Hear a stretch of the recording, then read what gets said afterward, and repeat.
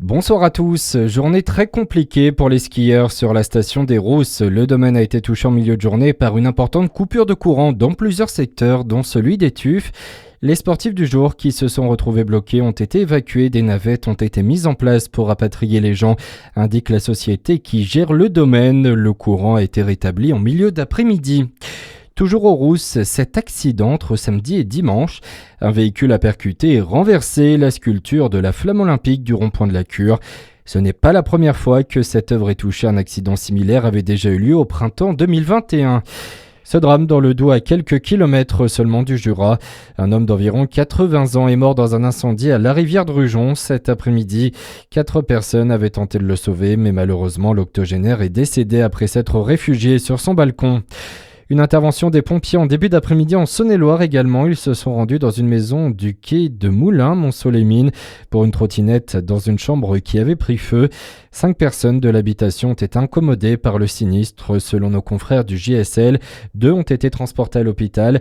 Heureusement, l'appareil avait pu être jeté par la fenêtre avant l'arrivée des secours.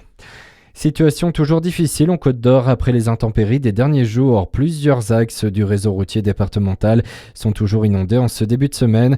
Des routes sont donc encore fermées à la circulation comme du côté de Seurs, Chevigny-en-Vallière ou encore La Roche-Vanneau.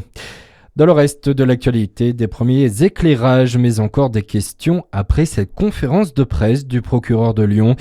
Il a pris la parole cet après-midi pour faire le point sur l'enquête après la mort de Quentin, ce jeune étudiant violemment agressé jeudi dernier. C'était après une action du mouvement Némésis venu dénoncer la conférence de Rima Hassan, l'eurodéputé LFI à Sciences Po Lyon.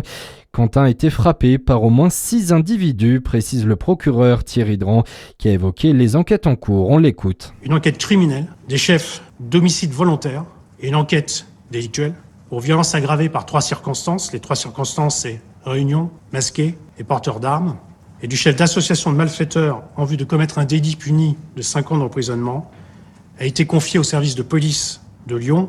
À ce stade, l'enquête cherche à identifier l'ensemble des auteurs directs des faits criminels, en se basant, non pas sur des rumeurs, mais sur des éléments recueillis lors des investigations de police. Puis, des interpellations seront effectuées.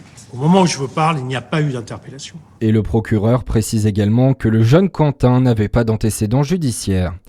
Et puis il a inventé un jeu qui a marqué des générations d'enfants partout dans le monde. Le créateur des Kaplui mort ce week-end, Tom van der Bruggen, s'est éteint du côté de Nice à l'âge de 80 ans. Lui qui s'était installé à Monaco à la fin des années 60, il avait ensuite fondé son entreprise de jouets en 1987. Voilà pour l'actualité, à suivre bien sûr votre météo sur Fréquence Plus.